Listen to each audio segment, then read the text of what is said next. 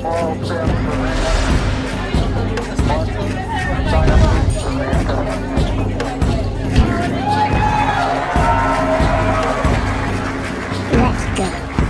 are you guys all doing? How's everyone doing? Okay, of whoever's here, how many of you are actually in lockdown, like forced lockdown, so to speak? Well, we're on a sort of a lockdown. A quasi sort of lockdown? Yeah, if you're considered essential, you can still go to work, stuff like that. My husband, his factory closed, and then the next day, some vendors said, hey, wait, you guys are essential to us. So he's got 6 sheets of paper he's got to keep with him when he comes and goes to work. Yeah, it's sounding a little more like Nazi Germany every day. Papers. Yeah. Show me your papers. Yeah. Show me your papers. Yeah, we're here in Michigan, and we still have Michigan friends saying it's not a lockdown. Quit calling it that. And it's like, it's like a lockdown. It doesn't affect me because I don't go out most of the time anyway. I was just gonna say it's not a lockdown, but we have to show our papers to find out if we're allowed to be walking around. Right. That's kind of what we call a lockdown. Yep. Just saying, like that's kind of the definition of a lockdown right there. I mean, in Germany, it hasn't gone that bad yet. I mean, it's more like a soft lockdown, right? Like you Like can still England. get in, yeah, you can still get in trouble if you are like sitting in the park close with other people together, like more than two. But I mean, this Friday when I was shopping food, I had the weirdest encounter ever. Like over here, the supermarkets have put like those, I don't know how to call this, like these plastic baskets in front of like the meat counter and stuff. So people are forced to have like a distance between. But on the other hand, if you have so many people in a supermarket, everyone gets infected through air. Nobody is wearing masks or anything. So then the clerk at the counter told one of the boomers, and now hear me out, don't go crazy when I say boomers, because like that was the generation like my mother is in, like the after World War generation, right? That have been born there. So these guys are actually going out every opportunity they have. So the clerk said to that woman, like, could you please buy enough that you can at least stay 2 or 3 days home, not come every day over here, right?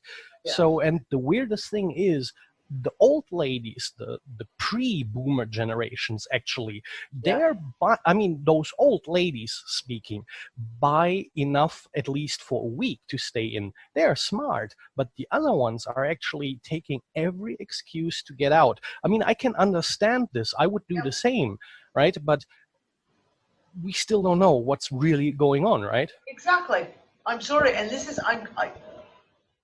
I saw a bunch of photos went by on I really kind of scrolled quite a bit through Facebook this morning just to kind of get a feel of what's been going on. And I saw several pictures posted on Facebook and on 9gag of kind of like things like, we're Republicans and this whole lockdown thing is all a Democrat thing, so we're ignoring it. And they're all out in the park drinking beer, and a whole bunch of them look like they're out having a picnic somewhere in Texas. And I was just like, these are the people that are dangerous in the fact of they've assigned it a one party or another. They've assigned blame to, oh, well, this is all being done by those people, and it's all bullshit, so we're just not going to follow the recommendations. But the fact of it, like, we don't know what's going on. Like, we don't know what's going on. So you could sit there and say it's a hoax, it's bullshit, all you want.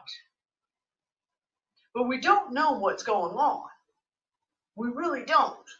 So, sorry, but like, we're staying inside. We're doing the self-quarantine thing. We go out. When Nick just went to the corner shop by himself to go pick up some juice and some eggs that you couldn't get at the grocery store yesterday.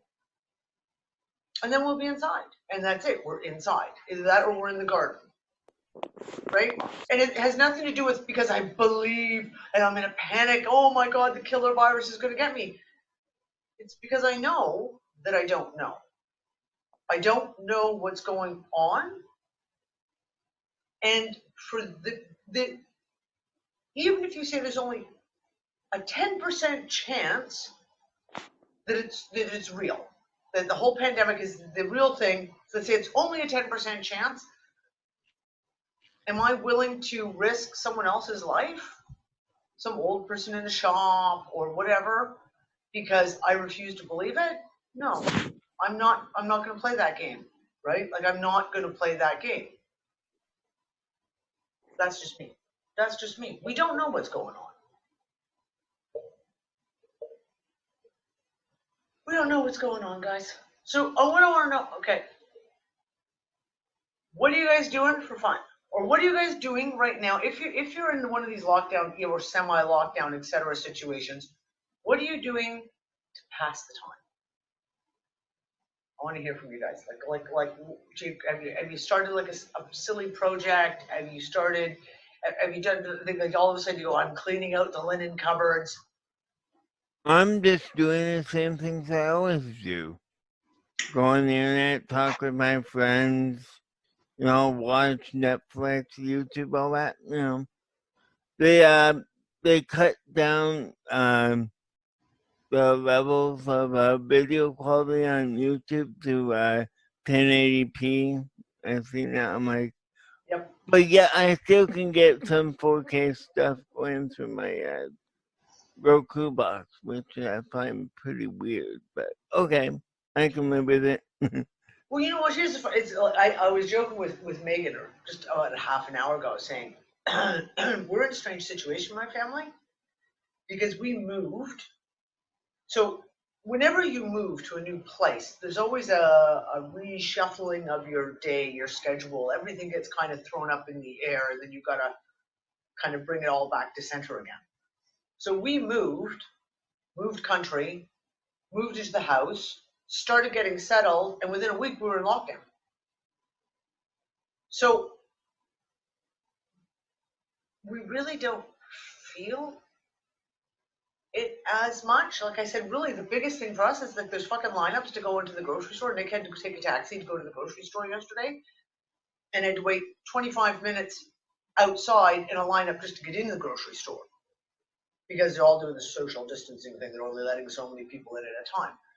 Other than that, like literally because of the situation for us, like it nothing's really changed. Like we don't know anyone local, right? So it's like we don't have local friends that are across the road, next street over, whatever, that we would be going to visit with anyway. The kids don't have any local friends that they're feeling, cut off from those friends. So it hasn't really changed much for us. I think I would feel, this is how I would feel if we were like on a lockdown, as I see it, like a heavy lockdown is where, like the police come to the door to, check on the, people. That's my, like, that's how bad, I could see it, like, being a lockdown, like, in my mind, that's more of a lockdown kind of feeling. Anytime your freedom of movement is restricted, it's a lockdown. It doesn't matter to what extent, or whether they're policing or not policing, being told you can't go out, even if it's couched in nice phrases, kind of how they did in England, like, we really advise you you shouldn't go out. People didn't listen, and that's the other point, is the people who are not listening are who are going out in public, who are going out and meeting and just ignoring all the lockdown kind of verbiage. They are the ones who are the excuse for the governments to come down harder. Right? Like, that's the excuse the UK government gave. The first week was like, we advise people, please don't go out unless you have to. Try and stay at home. Don't go out and socialize. You need to stay at home, et cetera, et cetera. And that weekend, no one listened. Everyone was going out to the pubs. Everyone was going out, partying, et cetera, et cetera. So then it became stronger. Then it was like, okay, the next week it was, okay, we're closing all the pubs. We're closing all the restaurants. You can't go to the pubs. You can't go to the restaurants. You can't go to anything that's like majorly public, like all the museums, art galleries, anything that would be a normal gathering spot for people, all got closed down. And then the next weekend, again, no one listened. So they went out, and then that next Monday, which was last Monday, they were like, no, we're locking it down. Now you can only go out to exercise once a day. You must, if you're going to the park to exercise, you have to be by yourself or be with only your household members. You can't meet up with anyone, etc. So every time people are kind of breaking and going against all this shit, that is being used as an excuse to implement martial law. Now, we can argue and say, well, they'd find any excuse. And yeah, you're right. They would probably find any excuse. You broke up there, Danny. But it is what it is. And this, I don't know. We're just spending our time at home, just doing what we can do. And we had really good weather earlier this week. Weather sucks now, but we had really good weather. So we spent like 4 days straight in the garden. Got all kinds of work done in the backyard. That was, I should post a picture of it to show people what it was before when we first moved in versus what it is now, because it's you wouldn't even other than seeing the back fence and recognizing the same back fence is there, you would never ever guess that it was the same yard. So we've done stuff like I said, things like, okay, well, I'm working on stuff in the house, and it's like, okay, what have we got to do? Well, we've got unpacking to do, we've got kind of deeper cleaning stuff to do, and just trying to come up with things to do that keeps everyone occupied. It's the best, it's what we're doing here. But now, if like you're in the car and you're with people in the car, but they're not from your same households, you can get fined $1,000. Yeah, probably. Which, brings me back to the question of what's really going on. Because it's obviously not just about a pandemic. I was saying to Nick last night, it was really funny. I said to Nick last night, here is this, saw 4 or 5 newspaper articles, posts that came up on through Facebook and were reposted out by people. Now, most of them, because I'm in England, were based in England, but it wasn't just England, saying people stay off the beaches.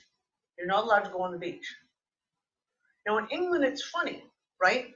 Because they've already said you can go to the park to go exercise, you can go out jogging, you can go ride your bike, as long as you are by yourself or only with your immediate family members who are in lockdown with you. So you can go to the park and go jogging. You can go walk your dog. That's not a problem, but you can't go on the beaches. And there was an article from Cornwall, there was an article from Devon, there was an article from East Yorkshire, and there was an article from up the northwest of England.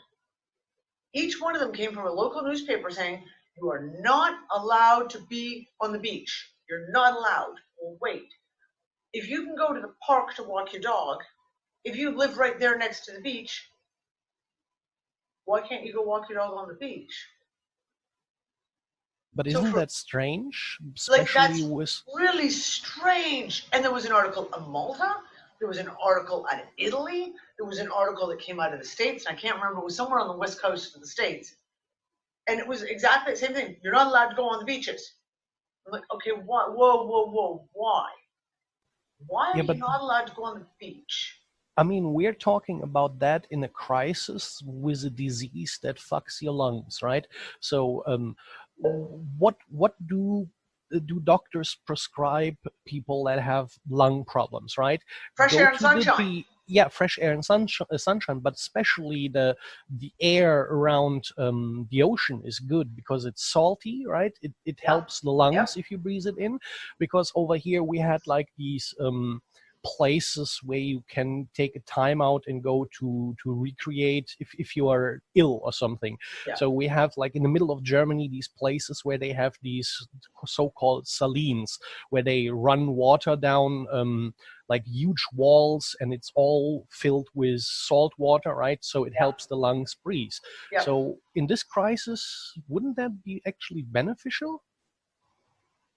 And like I said, just Sort to of. change, using England as an example, where on one side of the face they're saying, yes, you can go walk your dog in the park, but no, you can't walk your dog on the beach. Sort of, but Bossy, what you were saying, is totally true. Like here in where I live, there's like these local, waterfalls, and then there's like this Japanese garden, like public Japanese garden park, and we just went out and out of the house and in that sort of nice, calming sort of nature environment, and it was so calming and healing and just like, Yeah, exactly, Zero, especially for the soul and for the body at the same time, right? Yep. Ozzy, those who live or have lived in areas where they had mining industry, the old miners.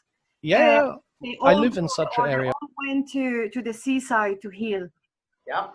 Yeah, exactly, In England exactly. as well. I can remember my grandma talking about stories about that. Of like, you went to the seaside to heal. You went to the seaside to clear the air and breathe in like that. I can remember my grandma talking about stuff like that. And she was from up towards Manchester way in England. It's the iodine. It's the iodine in the seaweed. Yeah. It's really good. You can get it in your system. But I've also heard that they've got drones patrolling the Peak District and the Lake District. People aren't allowed to go more. That you could not see a person for miles. Yeah. They've got drones policing them and getting police to come in with cars. Yep. Moving from these areas. Right. Jenny, so that is back amazing. to that. Sorry, Go ahead, one second. That is amazing that you mentioned that, especially also with the iodine, because my mom had to go to the drugstore on Saturday, and I told her, once you're there, please get us some a synthetic vitamin C, and also please get us 2 packs of iodine pills, just for emergency. Like if you have been in contact or at a place where someone is infected, you could take basically the iodine for a few days as an emergency measure, right? Like to pump it in your blood and to destroy everything that gets destroyed by the iodine, just as a emergency measurement. So the woman in the drugstore told my mother that is absolute and utter bullshit, and she wouldn't sell her those pills no matter what, right? Yeah, weird, right? Refused to, even though she had them for sale, she refused to sell them to your Yes, mother?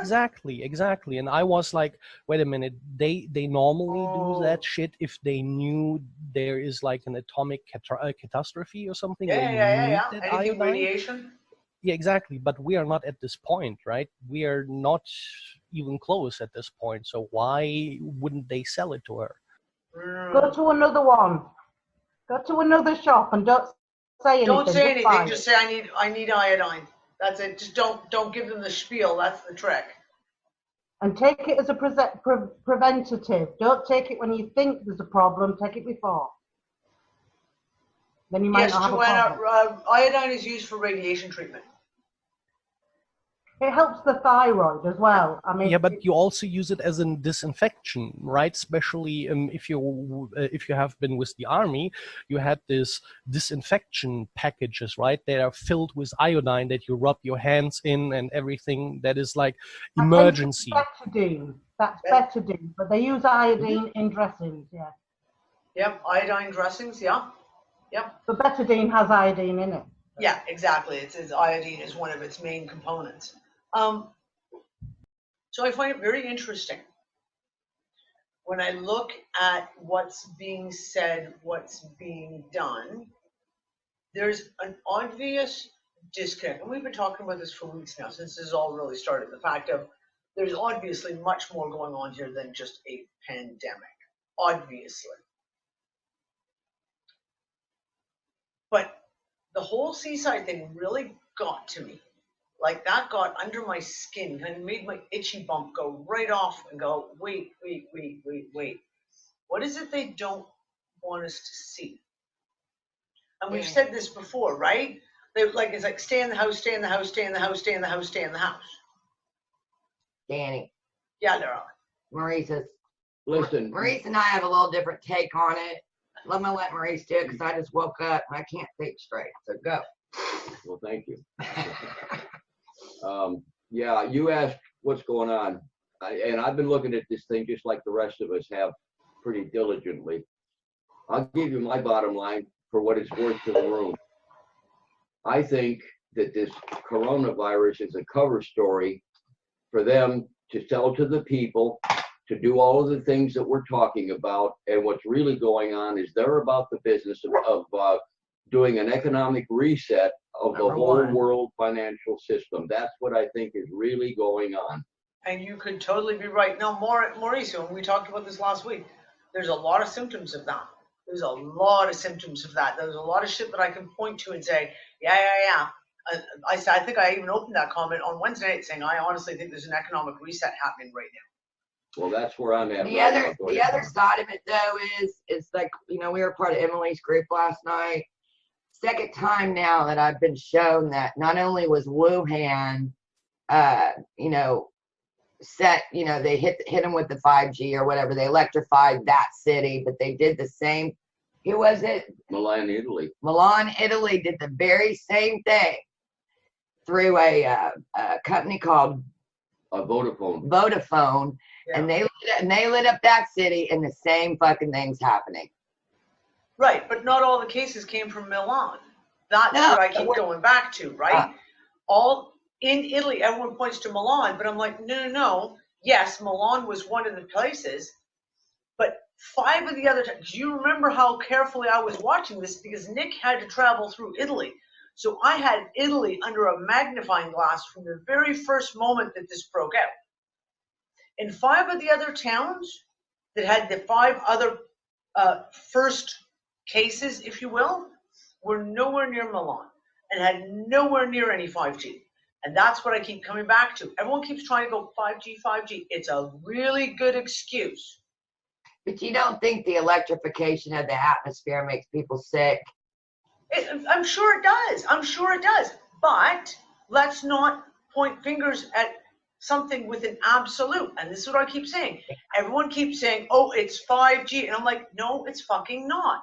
The first cases in Spain, nowhere near 5G. And I mean hundreds of miles away from there being any 5G.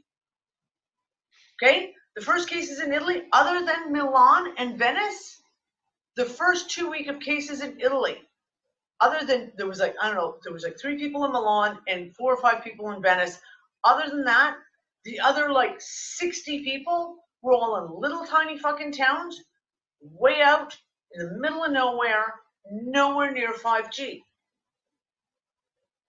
So I'm not saying that 5G is good. I keep saying though, we need to start, for example, it keeps going around. Someone posted a big thing.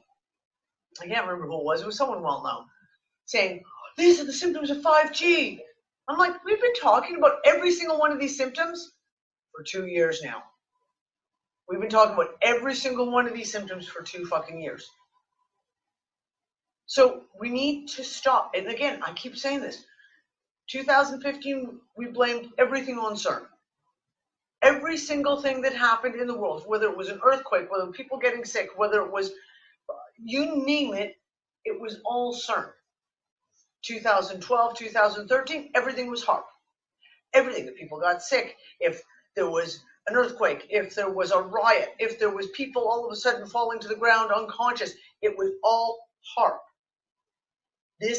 They keep pushing this. And again, I'm not saying 5G is good. We all know that 5G is fucking bad. But we've talked about this. We've got Fred here.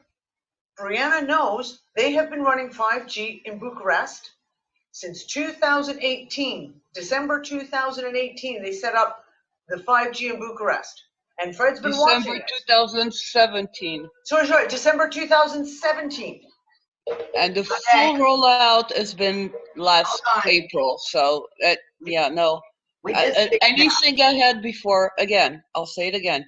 All the symptoms, like Danny says, you know, all the shit we have sometimes, the dizzy things and all this, you know, the little crap stuff.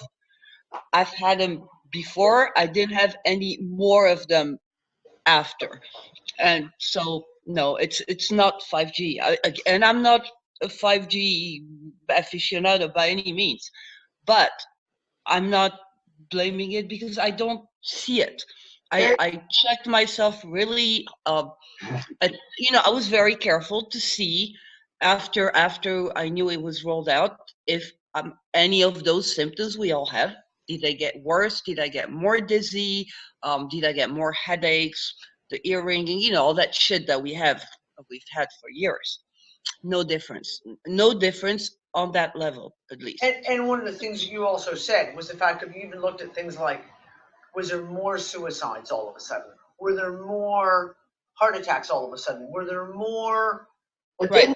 anything? Didn't they link up?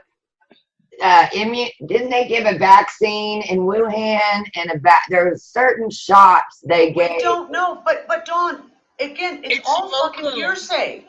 That is It's all hearsay and it's hearsay. local.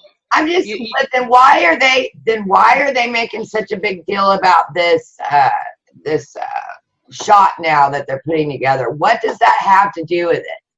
What shot? The coronavirus shot. Because any excuse for the vaccine industry to make money. See, I don't buy that. Oh, I do. Honey, I I've already explained. that at How all. do they make? Okay, hold on. Everyone just stop for a second. Nope. I've explained this process since 2015. There is no money left in the financial institutions. Every time they do a massive vaccine rollout, they tie derivatives to the vaccine. They call it a pandemic. The World Health Organization then forces all the countries to buy all these vaccines, H1N1, prime example. All the derivatives are layered on top of that. They use that as a mechanism to create money to put back into the system to support the financial system. This has been something I've been talking about since the very first words of this coronavirus. And I said that. They're going to come up with a vaccine because they need more money. They need another implement, another tool to push more money in and out of the system. And that's what they're going to do. And that's what they're doing with this. But the strange thing with all this is they have, I mean, if we are fighting diseases, right, we have to make up strategies. If we try to prevent it from spreading to healthy people that did not get in contact with, a vaccine could be interesting. Absolutely. But on the other hand, why are we not trying to kill off the virus inside the body, right? It makes more sense, especially if that is so contagious like it is now. A vaccine doesn't make sense unless you have only pockets from people that never got the virus. Then it makes sense to vaccinate them. But if it's hold on one second.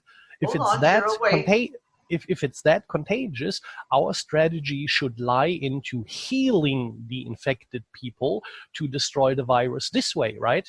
On some level. But Bossy, have they ever done that before? Vitamin C isn't patentable.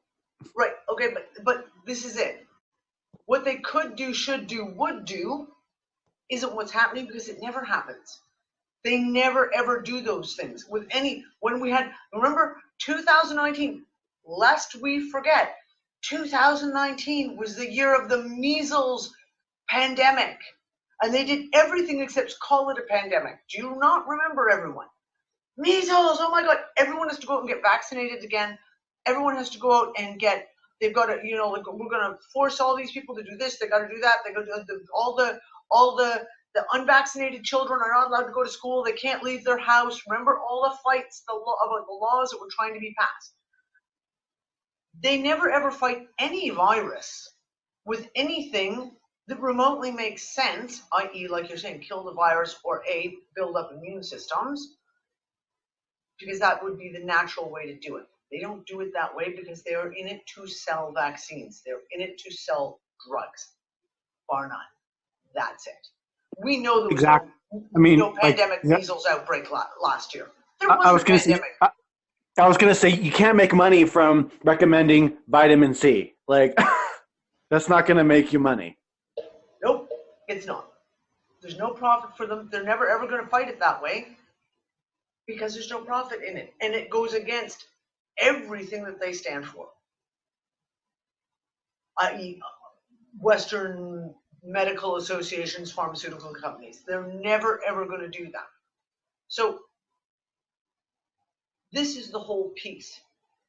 When we look at these things, we say, like, it kind of astounds me how same thing, like all of a sudden, I posted the meme back out in January when the Wuhan stuff just started breaking the news, and I was like, oh, look at that virus in China, and all of a sudden the measles pandemic just disappeared.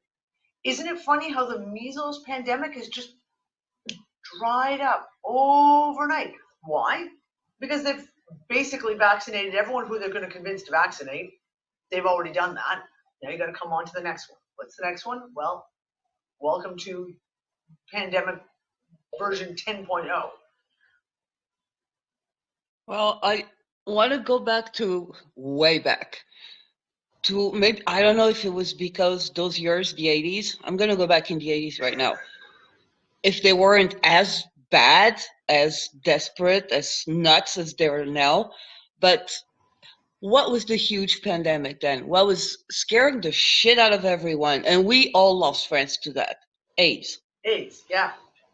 And 30 some years later, there's still no fucking vaccine. There's treatments. It's no longer a killer. It's kind of turned into a long-term disease. And, HIV positive people have to take tons of pills, but they're alive. So, that's the only difference. And I remember how people were yelling, we need a vaccine. 30 years, nothing. After that, every other, air quotes, pandemic we had, suddenly there was, swine flu, they did pull out a vaccine. SARS 1, because this is SARS 2, I don't remember it being a vaccine. SARS 1 they never could make one. They could never make one. Because it's a coronavirus. Because it's a COVID, exactly. The SARS COVID, you can't make a vaccine for. We've already been through this. So out there, to anybody, I'll just leave that food for thought for, I know most of us are against vaccines. Some people listening may not be, or may reconsider because of this. I'll just use your logic. The common cold is also a coronavirus. It's not the same, but it's the same type of virus, the same variety, the same kind of virus. That's the cold, right? Yep. If they could, if you will.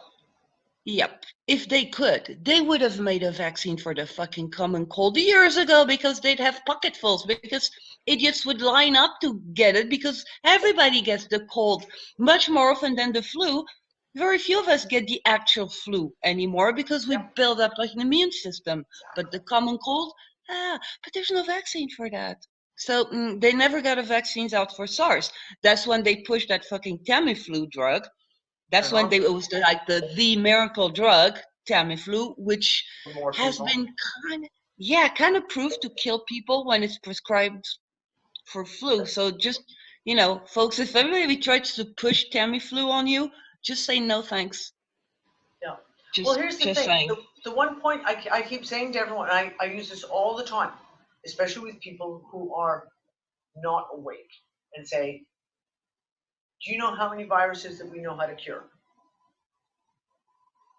And they'll say, oh, well, measles, mumps, and no. No. We don't know how to cure those. We've never cured a single virus. No virus has ever been cured. You support the person as they go through the infection.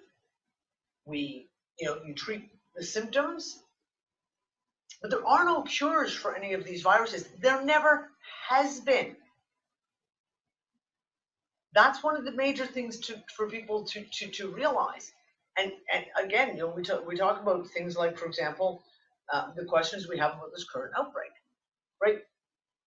A post went up And again, I tell everyone, and I was ranting about this earlier this week, people need to research before they post something. I know you see a sensational headline and people just go share all without looking at it, without researching it, without even any thought as to see whether or not it is accurate or true.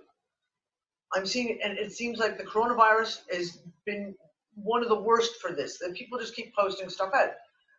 If you don't know the person who actually made the statement, then you don't know who it is, right? So a statement came out of Italy, purportedly from a naturopath, saying that they pushed a massive vaccine project in northern Italy against the meningococcal and the pneumonia vaccine. And they were saying that that's what all of this was. All these people who were dying because of those two vaccines. We don't know. So the same thing about the whole thing about Wuhan, China. The rumor is that there was a big vaccine project that was pushed out just before all this happened. But the fact of the matter is we don't know. Now, you know me, I fucking hate vaccines. So if I had any excuse to be able to hop on a bandwagon and say, it's the vaccines that fucking did it, you know I'd fucking be there in a flash. But the fact is we don't know. Now, I suspect that the reason why there's so many younger people getting this coronavirus and dying of this coronavirus in the States, I suspect, is because America is the most highly vaccinated nation on the fucking planet. And they've just had a major, major vaccine push where everyone has been vaccinated for MMR. Everyone has been pushed to have the flu vaccine.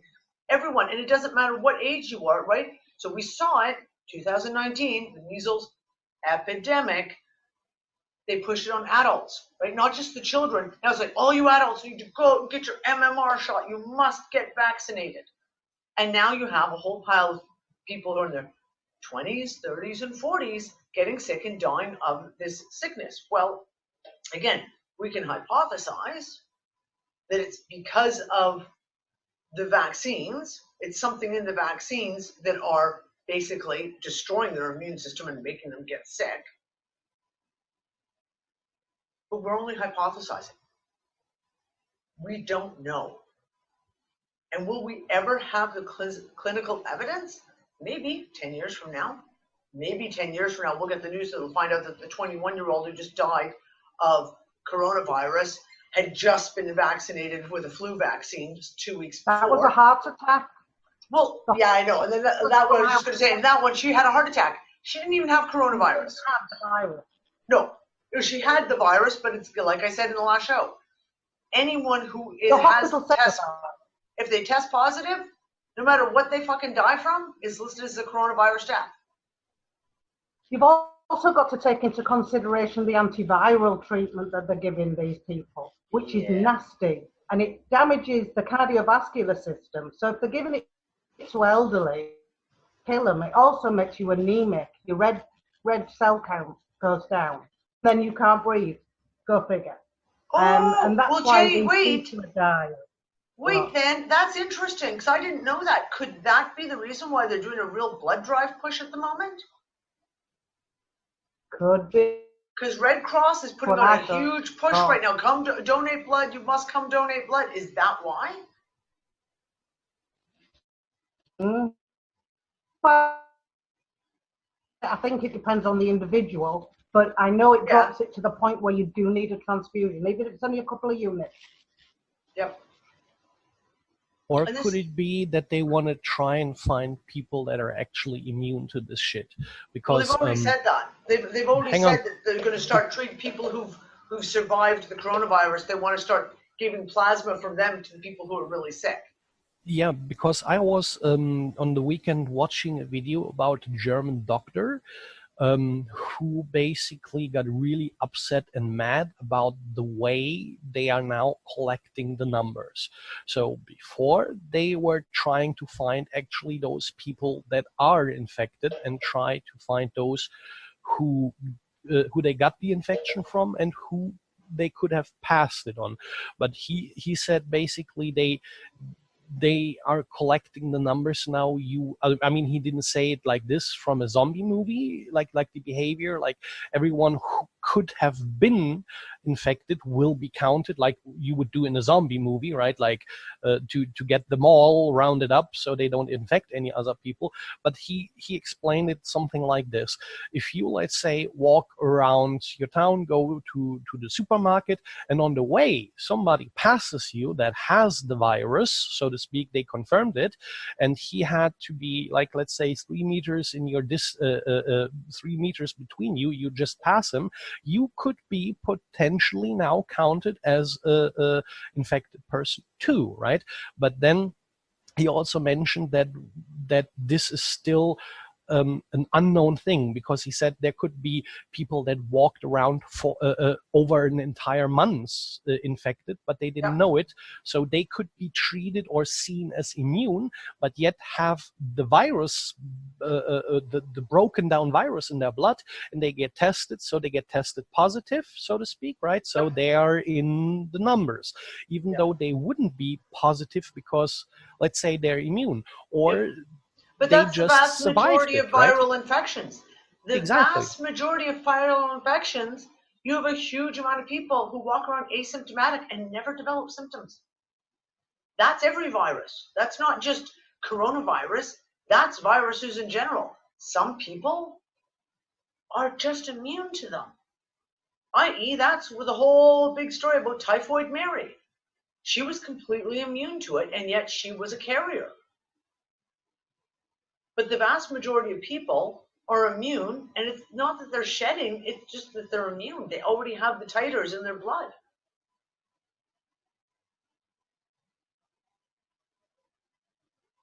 Oh my God, Tracy White has a cat that looks like Gandalf. I know, I'm just looking at him Holy going, look. crap. Maurice. Hey, Danny, I want to expand this, or try to anyway, for the room. Gorgeous. It's even bigger than the economic reset. Megan made a comment in there that I actually did read. And I think her perspective is, again, it's a wider range. All this stuff is true that you're talking about. Yep. It is. But even beyond the economic reset, bear in mind, don't forget Notre Dame burn. That's a religious symbol, right? Yep. This is Easter season. Where are we? They've already shut freaking churches down all over America, probably Europe too. It's a spiritual thing too in this world going on at the same time. Why would they do that? Because the system is in the process of changing, resetting. Yeah. And there's a series which I didn't watch. Dawn has watched. A lot of you have watched the what is it? The Gods thing. The American Gods. Oh, American Gods. Yeah. So what it is, basically, in that kind of concept, it's a changing of the gods from the old god to the new god, and whatever that is. You know, transhumanism goes right along with it. Because remember, we would read these books in Saban's group where it talked about changing of the guards every 2000, however, I think it's 2,000 years or something, and that each of the astrological, that we see in the sky, there are beings that run that. So they all get a shot. They all have their moments in the big cycle. Yep. So the other thing I wanted to bring up too, go ahead, is the fact that these tests that they're developing for the coronavirus, they expect everyone in America to take it, and they are looking for something. And I don't know what they're looking for, but even if you never got sick, you will be required to get a test. Yes, well, but the problem with these hold on, tests, Bossy. Hold on. When they do those swabs, here's my other big question. Are they testing for a virus, or are they gathering DNA samples? They probably are. They're looking for something, Danny. Yes, they are.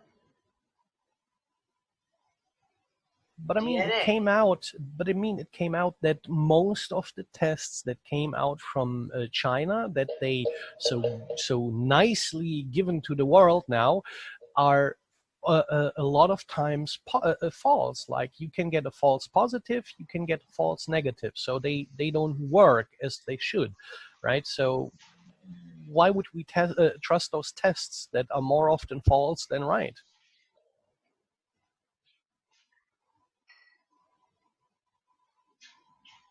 just getting a glass of water. Realize I forgot to get myself a glass of water. No, and that's just it. I mean, we've talked about that.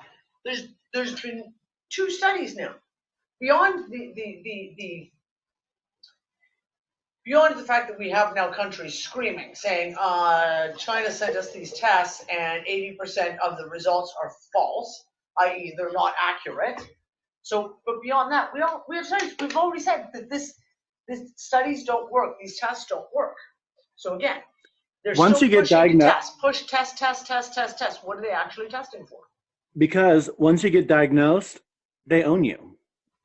They own what you're allowed to do. They own your treatment. They own like. Yeah, and you also, like we just said, if you die of anything else, it gets listed as a corona test, as a corona death. And there was, again, just hearsay. There was something that was published by a woman who purportedly was a nurse, that she left her shift and 3 people had been on her shift who were in ICU. They all died during the night, and suddenly their death certificate said coronavirus, and she said not one of those 3 people was in the hospital for coronavirus. Not one of them was in the hospital suffering from coronavirus. They were in the hospital for other reasons.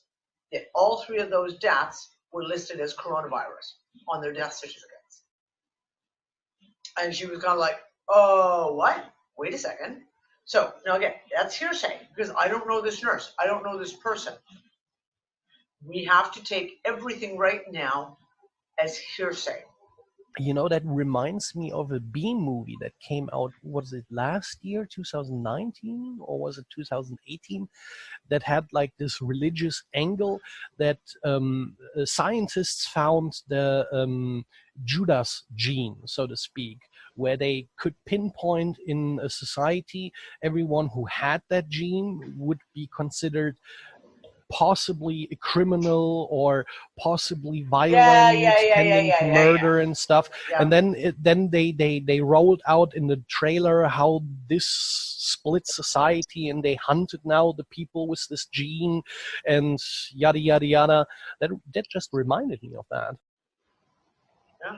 So, well, I mean, this is just it. But I mean, again, we're gathering pieces. We're gathering pieces, putting it on the table. There's a lot of questions. So going back to what Maurice was saying about financial reset and all these things. This is what I'm saying. There's even more than that. There's obviously something going on from the incidental shit that is happening, i.e., you're not allowed to go to the beach. You can go for a walk, but God forbid you're not allowed to go walk on the beach. Why? That's a major one for me. It really is sticking in my head. You can't go outside. There are people who are being told you cannot go outside. Like I said, in England, that's stepped back a bit and been like, okay, well, you can go outside for a walk. You can go outside and get exercise as long as you're by yourself or your family unit. But these are all evidence to me that there is something else going on. Because there's no reason to say you can't go to the beach, you can't go outside, stay indoors, don't go out, regardless of what your background is, regardless of where you've been, what you've done. No, it's across the board, you're on lockdown. Doesn't make sense.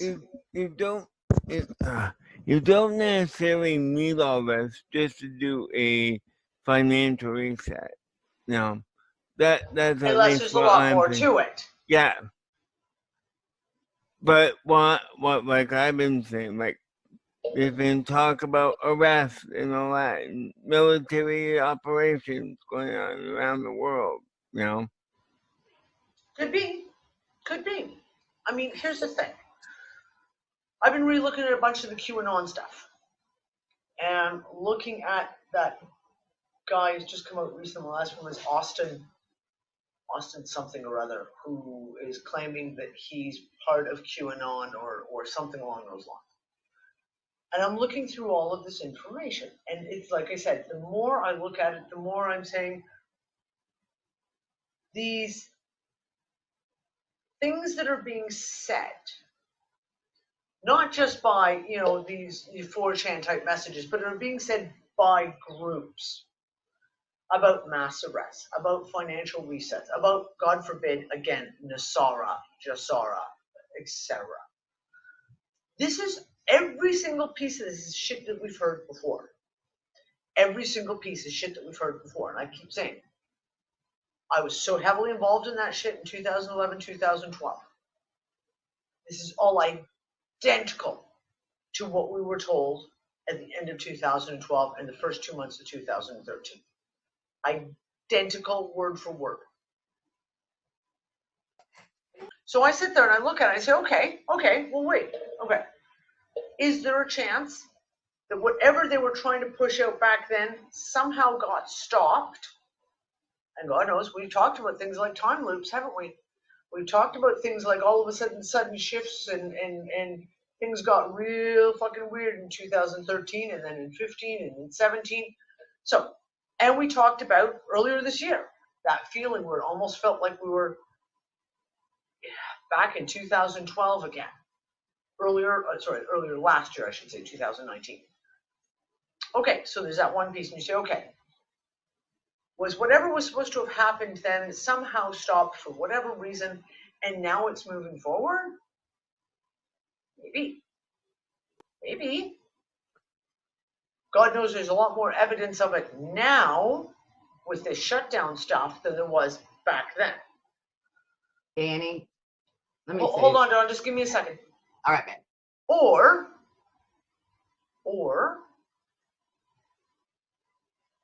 the people who were pushing all those ideas, and I knew a lot of them personally, people who were pushing the Nasara, the Dinar RV, etc., they had egos the size of planets. And every single time they'd get their intel would get proved wrong, they'd have to come up with an excuse and then re-spin it out again. So, is this whole Nasara shit that we're seeing being pushed out again just these same fucking talking heads jumping on a bandwagon because they can see shit happening that fits in with their kind of little storyline narrative agenda, and now they're going to push that storyline forward and say, oh yeah, this is what's happening, it's what, this is what's happening? That is it very well could be. It very well could be. And this is why I keep going back saying we don't know what's happening. Go ahead, Dawn, sorry. Maurice and I were watching the news when Mike Pompeo was up there next to Trump. And I think he accidentally said this, but he called this an exercise. And the minute that word came out of his mouth, Trump turns and gives him the look, man. And we both saw it. Yep. And then they threw in that this could come back around multiple times within the next 2 or 3 years. So that was a clue into like, what the fuck is this?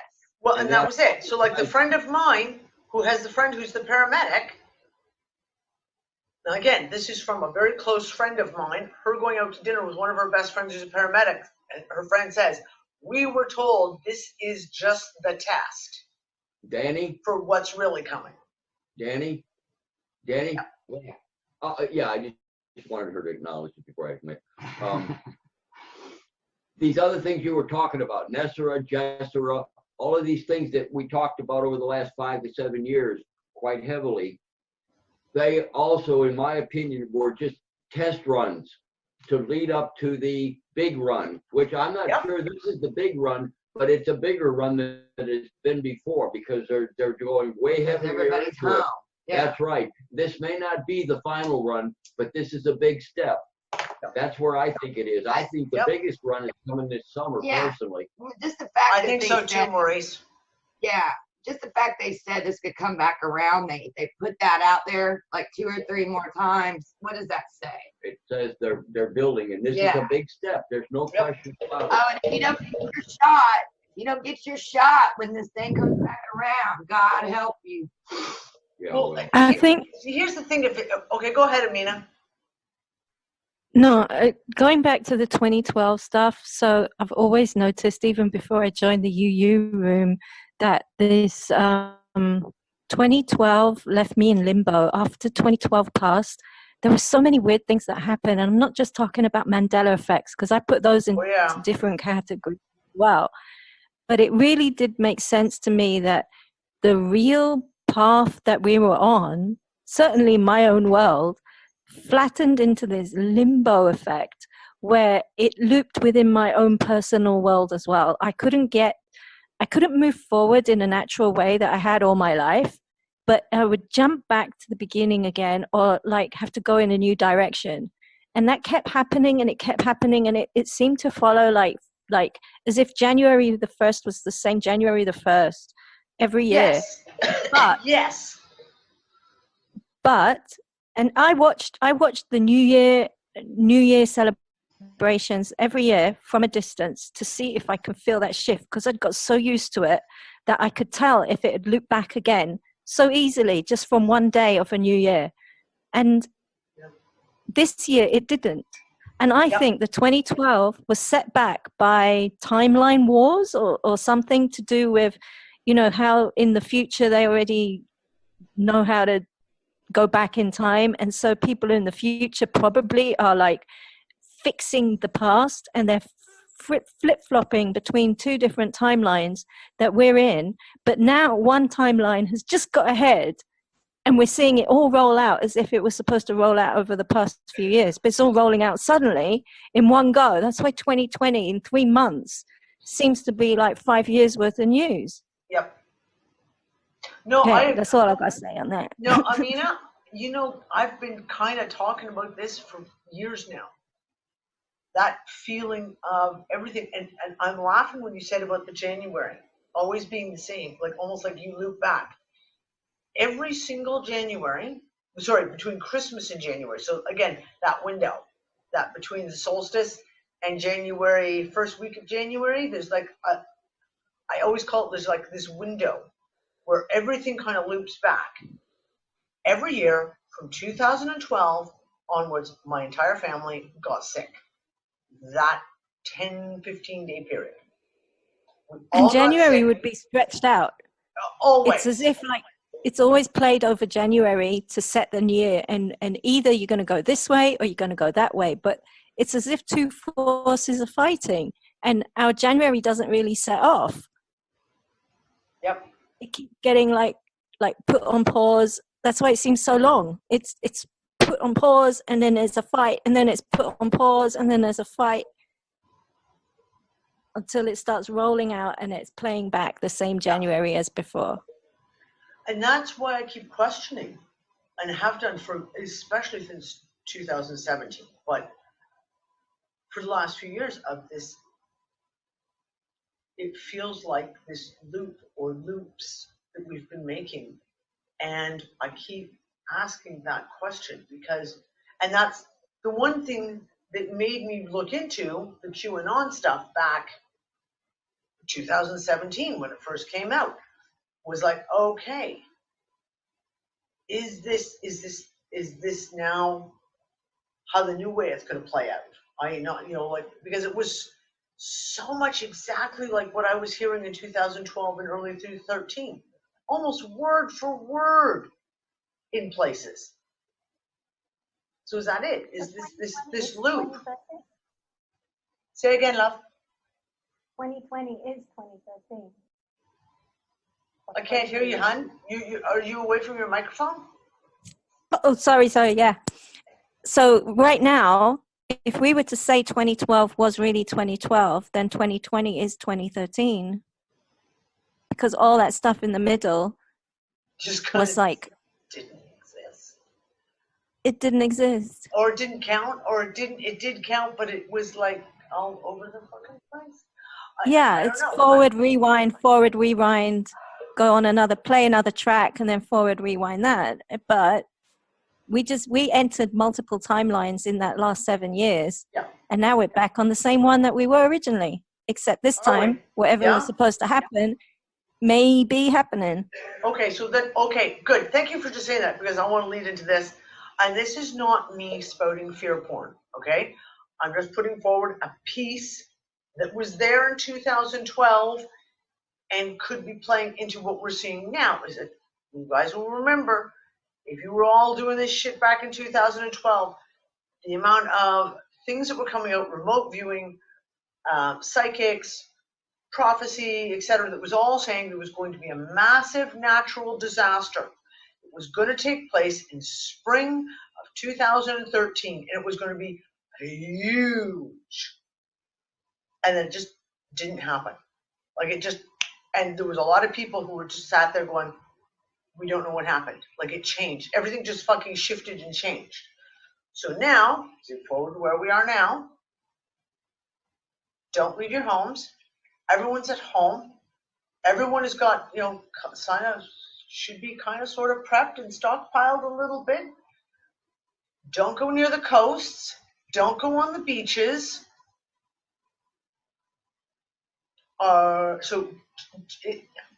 Is that part of this? Is that part of this? Do they know, if we're back on that timeline again, does it mean that they know there's a big disaster and that's why everyone's running into the underground bunkers? But isn't it also, funny how, hold on, isn't it funny how the Homeland Security teams that are in charge of Homeland Security have been locked down in Cheyenne Mountain all of a sudden? Not to be allowed out until the pandemic is over? Hey, bring Megan on about the 2 timelines. She's talking about the war between long count cycles. According to the Mayans, so right now is the point where we're going to anchor in one timeline or the other one. It's like coming together because it's been flip-flopping since 2012. Megan's got a huge point there. Megan, can you come out? Can you unmute?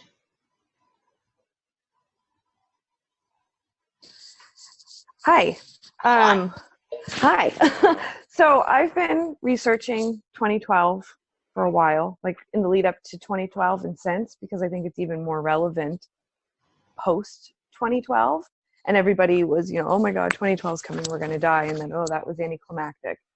So if you really dig deep into the Mayan prophecies and the long count cycles, which ties into our precession of the equinox and the changing of the ages, it's not just the Mayans that spoke about these long count cycles. It's in a lot of ancient, prophecies or ancient history, but Mayan is just kind of like the most well known. They talk about how the winter solstice of December 21st, 2012 was kind of like an opening, I guess you say portal or a window. And we traversed through an area up until the eclipses of December 2019. And then we have like our, wonky little 2-week eclipse cycle. And that kind of pushed us right into the Saturn-Pluto conjunction. So, shorter count cycles have lined up with this as well. But when you're in this window, 2 timelines are competing. And this happens every time one of the long count calendars kind of cycle back around, which is, we mimic it with our Gregorian calendar on a smaller scale every year. That kind of weird, it's like a no man's land. So these 2 timelines are fighting, and we kind of have to pick which one collectively that we anchor into, because that's what we're stuck for the next age. Yeah. It explains Mandela effects, because it's, the 2 timelines at war. And we're literally traveling through a different area of the Milky Way as we go around the long count. So for those that are familiar with the Ouroboros, the part that we're in right now is where the snake is swallowing its tail. Well, actually, we're just coming out of that now.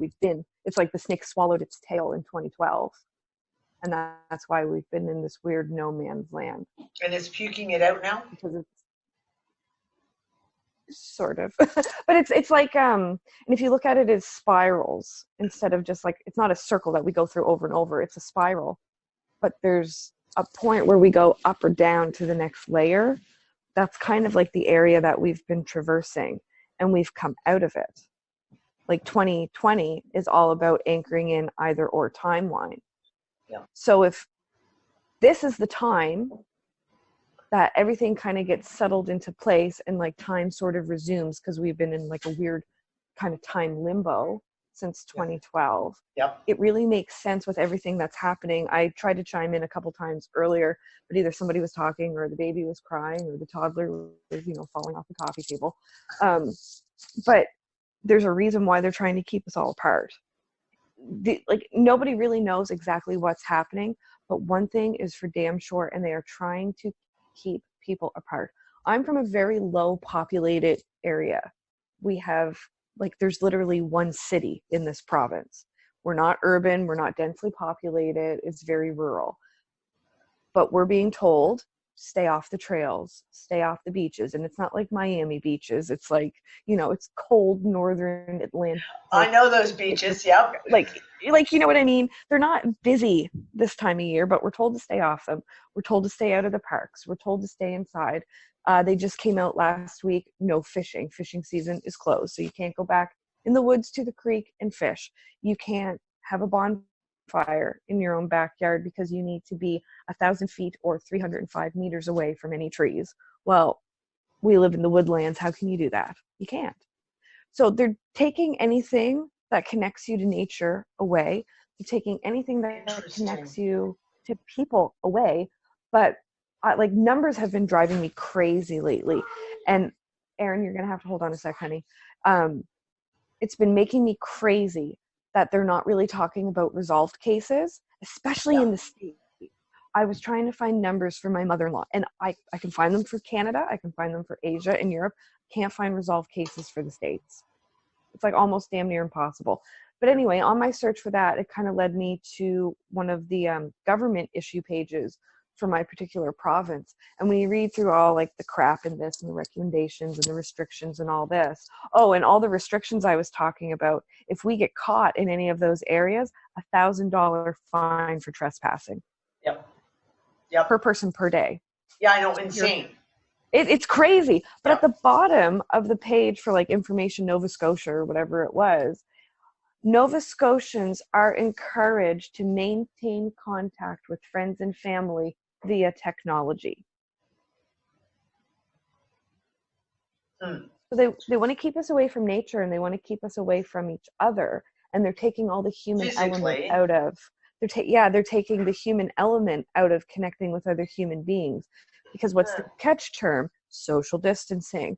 You see all the memes like 6 feet back, motherfucker. Like, I think they want to make us so uncomfortable with other humans that when we're, you know, quote unquote allowed to be around other humans again, we're not going to want to be. We're going to look with like distrust and fear, and we're not going to want to connect, because if we connect, well, then we anchor in the better timeline, which is more rebellious and kind of shuts them down, right?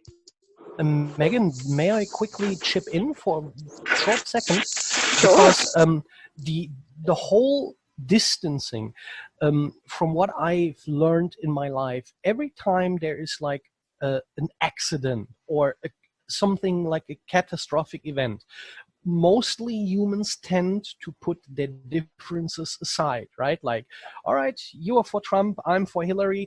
Let's stop all that. We have to take care of our own, right? We have to survive this, and then after we survived it, we can still bitch at each other. We have enough time for that after this. But now they are doing actually the opposite, in a time where we would come together and mend all these cliffs that have been made, like where they have divided us, because this would be the time to shine for everyone to come together, right, Megan? Exactly, because that is what makes us so resilient as a species, our ability to come together.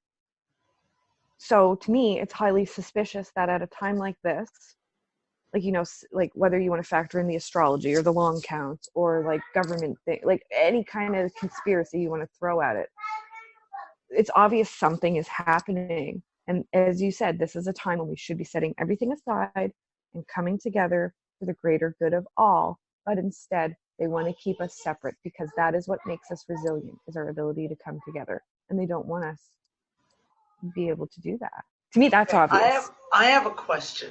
I want to toss this out there. Because when we first talk about us as humans, right? One of my thoughts is always, okay, so like, for example, that 6 feet apart, got to be maintained 6 feet apart, is when we talk about, for example, our energy fields. Everyone's got an energy field. And I know my brain goes to weird places, but it was just like, okay, they don't want our energy fields to merge. Because when two people come together, and their fields come together, it creates a third field. And that third field is an unknown. For example, let's say using technology, they can track my energy, Dawn's energy, Allison's energy. But the moment you come together, your energy fields merge and they create a new field. And that can't be tracked. That can't be measured in a way because it is such a variable. So I don't know, like that was just one of the thoughts that just kind of popped into my head just now. Like, is that part of it too? If we talk about anchoring in the good timeline, so to speak, and that, so you want to keep everyone's energy field together so that they can be maybe more easily manipulated, maybe less likely to reinforce each other. Do you know what I'm saying? Like if you're in a really positive, good mood, you know what the effect is. If one person in the house is in a really bad mood, it can bring everyone down. If one person in the house is in a really good mood, it can bring everyone up. We know how that frequency thing works. So if they're keeping us separate, is that part of it to isolate frequencies? I don't know, I'm just throwing that out. It's like they're trying to trick the system, so to speak. And I thought it's interesting that you just said that, because the Chronicle here put out an article saying they were very happy with Houston because they were able to track through cell phone data where everybody was at and that everybody was keeping their distance. And I had posted, isn't it nice to know that you're being tracked? Yep. Well, that's Canada's fighting with that legislation right now. England's fighting, and I think England just passed it. I haven't had a chance to look into the legislation that was just passed yesterday. That using your cell phones to track people, to know exactly where you are, and if you're following the coronavirus lockdown and you're not going out and sneaking out the back door to go, I don't know, have a tea party in your backyard with your next door neighbors. Whatever. And Nick also made the other good point, is the fact of 5G. Everyone talks about, 5G. We all tend to look at 5G as the boogeyman in the corner, like a health effects, right? But the one thing 5G will enable them to do, is increase surveillance. Massively, because of the way it works, the frequencies that it works on, it will give them the capacity to be able to increase public surveillance exponentially. And that should be more scary to anyone, to people really, than a lot of the other stuff, because that's a proven factor. Sorry, can I chime in a little? Just one detail. Yeah, Fred? In times like this, okay, we're all more or less on lockdown, some of us way more. Leave your fucking phone home. It's that simple. Don't take it. I'm not taking when I go what I call my huntings, like I did today, I have to fucking avoid, I have to avoid police filters because basically I have no papers. So I'm sure they would love to whatever. But the point is, I don't take why the fuck would I even want to take my phone? Yep. When I go shopping or when I go whatever, when I just go out, leave the goddamn thing home. You don't need it. Yep. You don't take your list. If you're like most of us right now, completely forgetful because our brains are like Swiss cheese. But take a list, but leave your phone home. You don't need for that little period. Do you really need it? Well, like Dawn said, just get yourself a burner phone. Can I chime in here though? Okay, so let's say this new financial system is digital. If they need you, they'll most likely use your cell phone as a way to have your digital currency with you. Now some say, oh well, they just get chip up, everyone. But why chip everyone when you just have to have a cell phone with them? Yep. That's why I don't like a smartphone. And like I said, I think Dawn's idea is of having a burner phone. If you have to stay in contact, i.e. you're going out of the house and need a way of contact, have a cheap burner phone. And they can't track those. Then if you have to have it so that you can call and say, hi, can you come? I'm done for grocery shopping. Can you come pick me up? Or what was the one thing I forgot off the list? Or just have a burner phone. Can I say what the thought that hit me this morning was, you know, when we watch our post-apocalyptic films and everything, there's always the people that are like, no, I'm not doing that, not doing what they say. And then we're just watching the whole world do exactly as we're told. You know, it's like, no, you stay in. I went shopping yesterday. I hadn't been out since Monday. So I went shopping yesterday and everybody was like, you know, 6 feet apart, queuing up outside the supermarket. Yep. And all of a sudden, you know, it kind of hit me. I was like, we're all doing exactly as we're being told. Whereas the lesson we should have learned from these films is the only people that survive are the fuckers that don't do what they're told. They're the ones that kind of see the bigger picture and they're like, no, where are they telling us to? No, I'm not doing that. Run to the mountains, get underground. And they're kind of like, and even I'm sitting here and I'm like, I'm just sitting indoors and I'm waiting for what? What am I waiting for? How long are they going to keep me indoors? I'm going to stay indoors because I don't want to get sick. But they've got me that scared that I'm not going to go out and go, you know, fuck you lot. And the people that are actually going out and being stopped by police cars and who are like coughing in people's faces, we're like, oh, that's disgusting. That's disgusting. And you're like, why are these people doing that? Why are they pretending or even suspecting that they have the Rona and they're going to be coughing in everybody's face and spitting? And it's, you kind of like, has everybody gone insane? We're all just doing this. They have. Oh, and it really, it was on, I think, last Tuesday evening. And I sat here, obviously it's just me and my child, who I never see, in her room. And it's just kind of like, this is depressing. What's happening? I didn't get to being really depressed, but I was like, what's happening? Why is this happening now? You know, and you kind of get angry and you're like, what is being planned? And it just puts you so much on edge. And because you don't know what to do, you're doing as you're told. And I'm like, I've never done as I'm told. And I'm sitting here doing as I'm told. What the hell? But here's the thing. When it comes down to it, you've got choices, right? You can choose to not do as you're told. Okay, so instead of being inside, you just go outside. But can you afford, I'm sorry, like it comes down to, for me, I have 4 kids. I'm doing as I'm told because I have to look after my kids. And we've had this conversation before. If it was me as a single person, I do things way fucking differently. But I have 4 children that rely on me to be mom. So therefore, I have to be responsible for them and look after and make sure that I don't do something that is going to get them in trouble, right? These are the kind of choices that we make. But when it comes down to, for example, all of us here, if they tell us you have to get a vaccine, how many of us are going to acquiesce? No. If they tell us that you have to go do something that's completely repugnant to you, that you know is fucking wrong, i.e. you have to go get you have to get an RFID chip, how many are you going to do it? No. So there's levels to bucking the system, right? Like, do you know what I'm saying? There's levels to where you stand and say, fuck no, versus we're in the experimental level right now, right? We're in the experimental level. And if anything, I think we're going to fuck the system over even more because there's a lot of people who are staying in and following the rules as it is. But the moment they try to go to the next level and be like vaccines, RFID chips, anything like that, all those people who they thought were sheep are all going to go, no,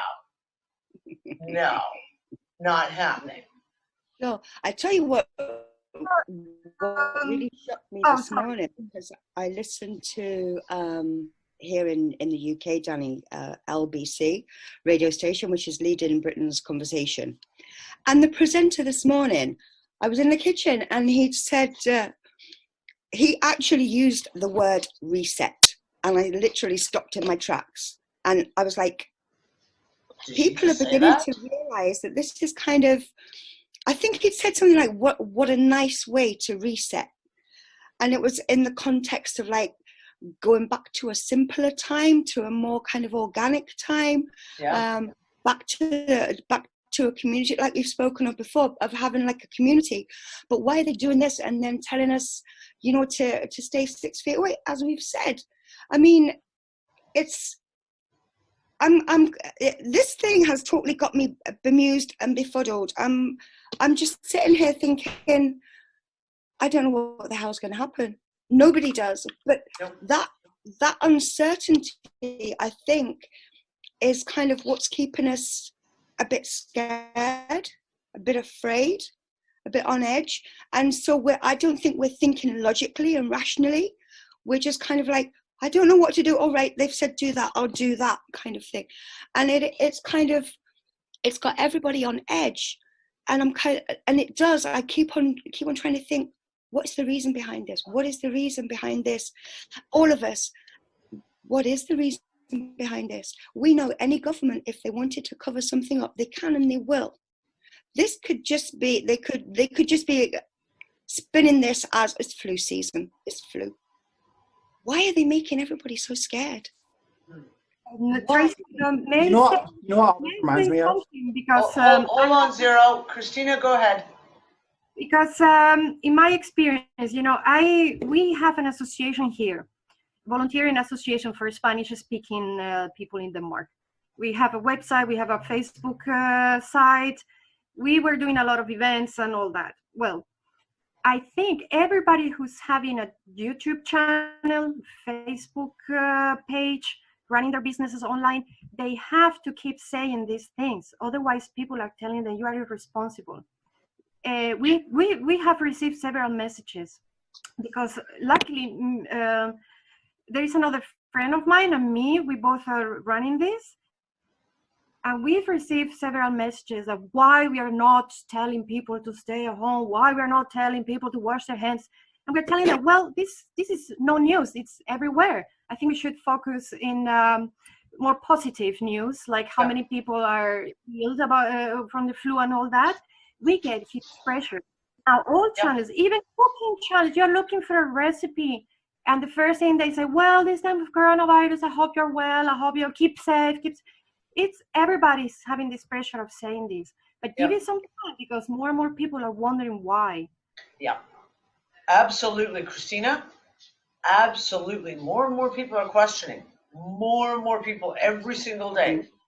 And you know what all this reminds me of? Hardcore is the yes strategy of social manipulation. You get someone to agree to you for the little things, right? And as they agree to, and if you can get them to say yes for little things, they will begin to say yes for the bigger things. And so, you know, like you know, social distancing, just keep yourself 6 feet away, or you know, some of these things that aren't as serious as like, you know, get a fucking RFID chip implanted, like you know, vaccinations are forced and you need to comply, right? Like this totally reminds me of that social manipulation strategy of just starting off with things that to get them to agree with, you know, and then sort of get them in that mindset because. Also, another deep woo thought. We were talking about UFOs, the Tic Tac. Where did the Tic Tac happen? It happened over the ocean, right? It happened near the water. We have we have almost equally as many sightings that have to do near waters. If it's a big lake, if it's the ocean, but we also have these sightings somewhere else. But then.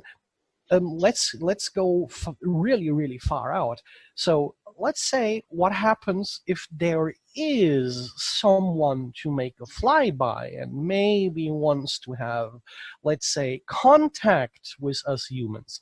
Wouldn't it be a great achievement if you have all the humans locked in their buildings and no one is out, no one can see anything, and no one can be contacted unless it is officialdom on the streets, and we know how they will act compared to everyday human that is talked to, by some space alien. So what's up, guys?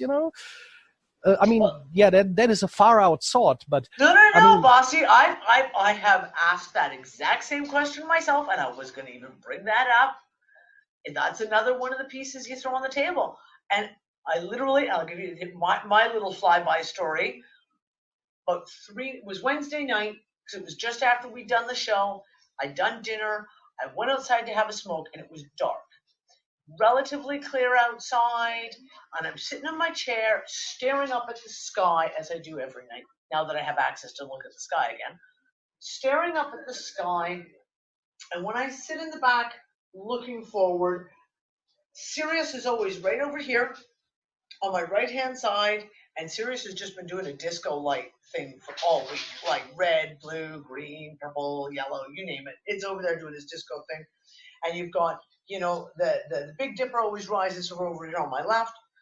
So I'm sitting there having a smoke, and I'm looking, and I'm looking, there's Sirius, and I look, and I pan to in front of me, and we've got two big trees in the backyard. And above the trees, there's a star. And as you pan across, you note the star, and I look, and I'm like, okay, there's the Big Dipper. And then I'm like, okay, wait a second, what star is that? And I go and I look back, because it's bright. It's like massively fucking huge. It's not some little teeny twinkly star. It's like, here's a spotlight. It's a fucking huge thing. And as I look back and I'm thinking to myself, well, what star is that one? I look at it for about 3 seconds, and then all of a sudden it goes, and it was gone. And I sat there and I just fucking laughed and laughed. It was like, next time come down for a coffee. Got shit to tell you, Hey, did you see Dobbs put the video out about watching the sky around Easter?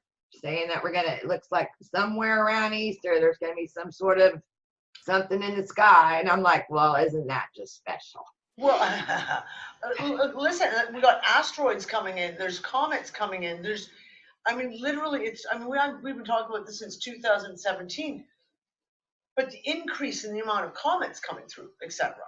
The first week we were here, I was sitting out in the backyard again, having a smoke, and all of a sudden I saw a little, and again, it wasn't a little like shooting star like we're used to seeing. It was like a big flash of light, and away it went. I was like, well, that was definitely some kind of a comet or an asteroid. Never saw anything on the news about it. Just, but there's reportedly, and I haven't tracked it down. I haven't had a chance. Let me see, do I have the link still open? No, I don't still have the link open. There is a comet numbered C19, that was spotted December 28th, and it's a bright green comet, and we should be able to see it. And of course, the whole thing is, again, it's heading towards Earth. And that's why they're telling us all, it's going to be a disaster. But it's like, come on, people. I really wish people would stop spreading the abject fear porn posts, of which there's no backup to. There's no. Yeah, Fred, exactly. Comet Ison, 2013. Comet Ison. Do we all remember the drama? So, there's all these. Here it is. Ann just posted it. Let me see. Oh, come on. Cursor, would you work, please? Copy. Is there anything here I don't need?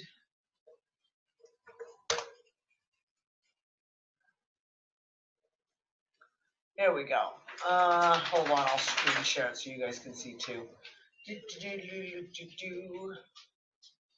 Okay, so photographer captures comet C19 heading towards Earth.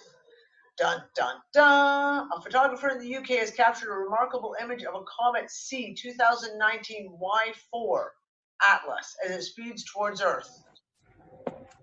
He took the photo in Lincolnshire, England.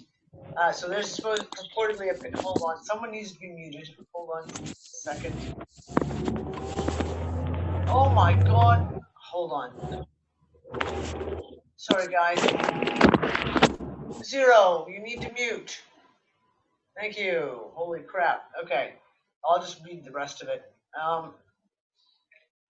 Interstellar comet, let's see. He managed to take a picture of it. The comet has a similar orbit to the Great Comet of 1844, leading on speculation to whether C 2019 Y4 is a fragment of the same parent body.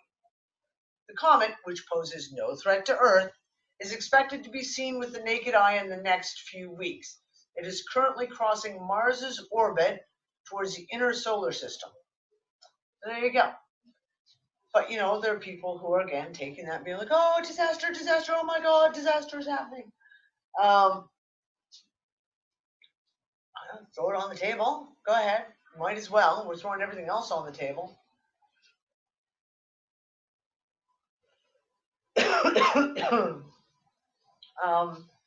Yeah, there's a lot of distraction going on. There's a huge amount of distraction. And like I said, they are hugely pushing the narratives. Everyone has got to pick a narrative. Be in a narrative, and you have to believe the narrative, and everyone is chanting one narrative or another. And the fact of the matter is, no one knows. I don't care what they say. I don't care what they say they know. I don't care what they say they think they know. No one knows what's actually going on right now. None of us are in a position to have that kind of knowledge and intel. And I just keep saying to people, like, just do your own research, especially when it comes to sharing links out.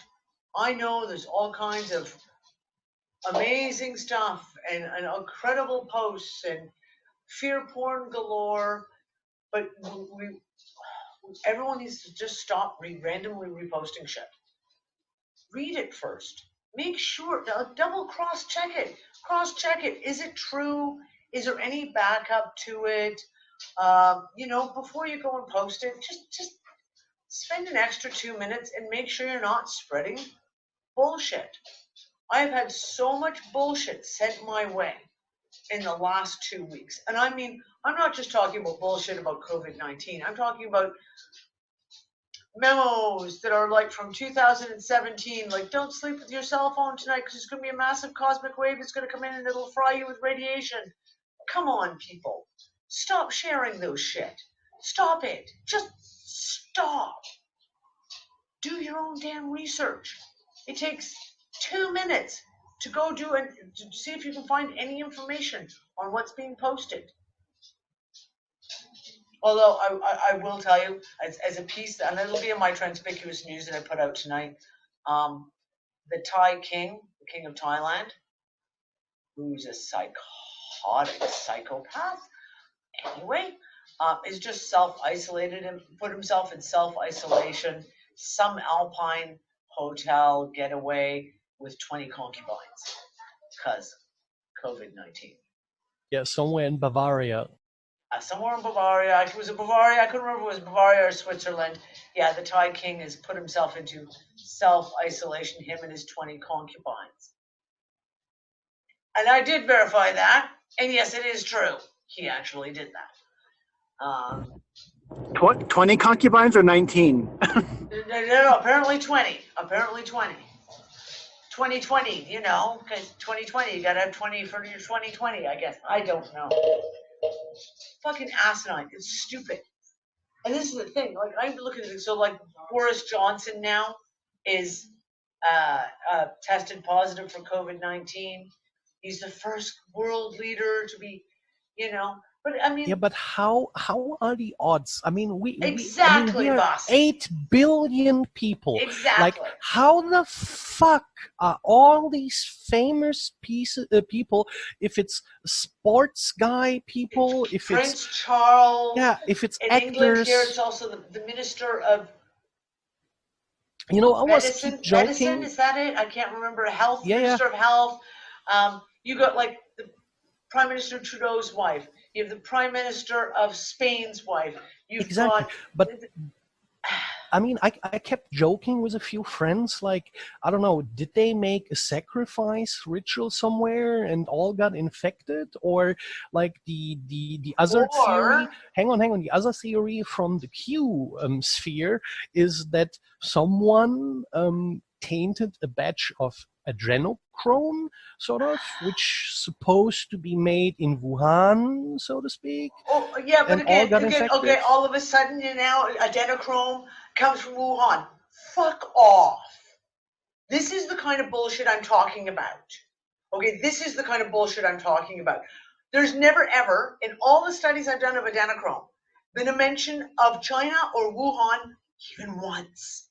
Yeah, but Until all it's of a the sudden synthetic coronavirus comes out and version. it's like, oh, but don't you know? Adrenochrome, it comes from Wuhan with the 5G and everything. I mean, come on. Plus, it's not like you can only make adrenochrome there. Like adrenochrome is a No. chemical process. They've been doing it since the 50s, even earlier than that. Like Exactly.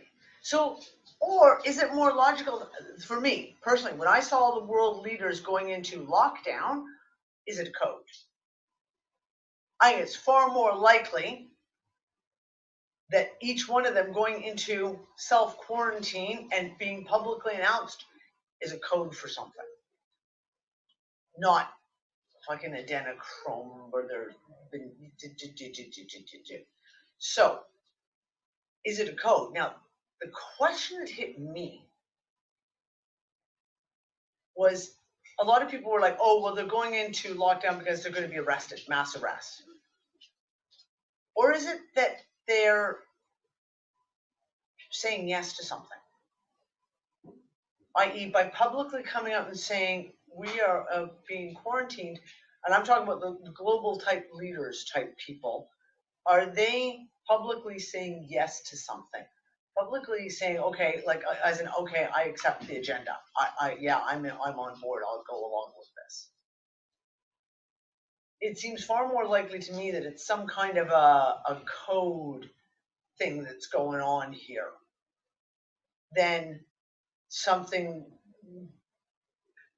ridiculously outrageous like a bad batch of adrenochrome. I mean, as much as we'd love to believe right, and like as much as we'd love to believe the fairy tale ending that all the bad guys are being rounded up.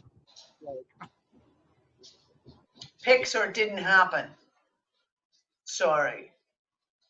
Pixar didn't happen. And yeah. So yeah, It's a lot like let's say your company's doing well, right? And I come in, I'm like, I'm buying you out. Everything's under new management. That's what I'm seeing. That's how I'm seeing this. And that's great. But again, Pixar didn't happen. This is what I keep coming back to. It's all great and fine and dandy for all these announcements to be put out about Nisara, about a brand new financial reset that's going to be held by, it's going to be all the white hats are in control, whether it's QAnon or fucking name one, I don't care. Pixar didn't happen. It's all fine and dandy to say that shit, but where's the proof? What's actually happening? Well, obviously, we're in the middle of something right now. We're obviously in the middle of something right now. All we can do is wait and see what rolls out of it.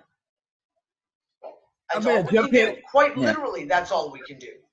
I want to jump in. Yeah, I want to jump in here real quick because when they talk about all these resets, even financially and all that stuff, distract. I don't care what the fuck it is, just distract. There's something huge going on behind that they're covering up, and I've been thinking a lot about this. It's like distract, no matter what the fuck it is. The more aware and awake people are, whatever that means to a person, that's, the ones that are the NPCs, whatever we want to call them, like they're already, so to speak, caught up in the net anyways. They're up in the net of the ones who want them there. Yep. Yeah, I mean, other than that, it's distract, and that's what we have to avoid. Right, and here's the thing though. It all boils down to, at this point, there's nothing we can fucking do. right? We don't know what's going on. So you do the little things that you can do to look out for yourself, to look out for your family, right? And then, except have fun with it, Linda, exactly. What I said Wednesday and the week before that, we make the choices of how we're going to react to all these things that are playing out. And you can be miserable and stomp your feet and scream and yell and freak out about every little thing and spend all your day diving down, trying to analyze every minute piece of fact that's happening or what's going on. Or you can get up and walk away from the computer and go fucking do something fun. Do something. Do something that makes you happy. Instead of tying up every bit of your emotional energy, mental energy, into worrying, into being angry and sad and being afraid, etc., go do something else. Go do something else. No matter, there's always something you can be doing that is a better use of your time. Make a different choice. And that's all I keep saying to everyone. I woke up yesterday, and I was in a really, really bad place emotionally. I went to bed, stressed right the fuck out. I woke up, stressed right the fuck out. To the point of almost being in tears when I sat down in the morning, got my coffee, fired up the computer, and I literally went, I answered my messages that had to come in overnight, did that, and then I was just like, I can't do this. I can't do this. And I walked away from the computer, and I was like, I have to do something. And I was like, my kitchen is a fucking disaster. And I literally spit shined the kitchen, did all the dishes, what counters, etc. And it was like, right, what else? Okay, well, little things. And in the end of it, I felt so much better. By the afternoon, I felt so much better because I just unplugged myself from this, pulled myself away, and went and physically did something. And you wouldn't think that cleaning would be all that pleasant. Let's face it, we sometimes do everything in our power to fucking not do it. But it made all the difference. Just that one thing. Hold on a second. Can we stop wrestling with the dogs? You two, go away. Dogs are literally having a wrestling match right outside here and growling and tick-attacking on the floor. Go away. Go lay down. But that's it. Take yourself, unplug yourself out. Go do something. Color a picture. Go learn something. Go play something. Anything. Anything. If there was ever anything that you thought, gee, even 20 years ago, you're like, oh, I'd love to do that. Fucking look it up on YouTube and learn how to do that. No matter what it was. Fucking basket weaving. I don't care. Take the time and do something that is what you want to do, that you would like to do, that you would enjoy doing, no matter how silly it may be, no matter how silly it is. What's it mean? Amina, what are you doing at the moment? Are you quilting? She's quilting. So there you go, see? Take up your quilting stuff again. Learn how to weave a straw hat for yourself. I don't know. Pick a video on YouTube. There's a million fucking videos on how-tos. Go do it. Go do something. Just walk away from this. If you find yourself getting sucked in and in that place of anger and stress and being afraid, etc., fucking unplug. Unplug yourself. There's an old saying out of the Bible that not really often get mentioned. I don't even know if it's still in there, but it's basically, it is better that your body dies, then as your soul dies, right? Like your body is gonna die anyway, no matter what you do. You never get out of this place alive, so to speak, with your body. But it's more important that your soul doesn't break or gets broken. And let's face it, with all these measures that they're having now in place, like isolate yourself and so, I mean, you can't tell me that, like, I don't know, at least 25% of humans get, like, I don't know, somehow broken inside through this shit. I mean, yeah, some people like us gamers, It's not much different. Yeah, no, it is different, but it's, I mean, a lot of us sort of are not okay, but we are mostly isolated most of the time, right? Yeah. So, but that is not a bad thing. We can help other people, you know, keep their calm or keep their shit together, so to speak. You know what I mean? Yeah. That is what I try to do with my friends that I have, like trying to get them all riled up to do something together, right? Even if it's online, even if it's just for, I don't know, for an hour in the evening, let's do something silly, let's have a laugh, let's do something to get different thoughts, like you said, or you mentioned earlier, right? Like, do something. The funny thing that's come out of this, Danny, is coming out of my bedroom and see my parents watching YouTube videos on the television, which they never really do. And they're watching online of a video of those trucks that those tow trucks that for big trucks to, you know, turn them back over or move them. Like, they were like watching Just that whatever. all last night. Yeah, it's like, Yeah. And this is the thing, there's lots, you don't have to be, for example, subscribed. Now, obviously, if you don't have a computer and you don't have internet in your house, it's a lot more difficult. But for things like, for example, you can go and play Uno games. Get a whole gang of friends together and go play Uno online together. Play a whole round of I don't know, the one that my kids were just playing earlier. Oh, damn it. The name of the games. There's all kinds of games that you can get your friends together to go play with online. You get on a Zoom call like this, or you get on a chat and you fucking play a game together. Have fun with it. You're cracking me up, Daddy. Like, you just reminded me of this meme that was like, Cards Against Humanity. That's the word. That was the game I was just gonna say. You can play Cards Against Humanity online if you want. Danny, you're cracking me up. Like, you reminded me of this meme that I saw floating around that was like, any of you, all the kids complaining that there's nothing to do, and there's literally like, they literally have every single entertainment option available at their fingertips. Like, back in the 80s and 90s, like, it's pretty much go fish and board games. Exactly.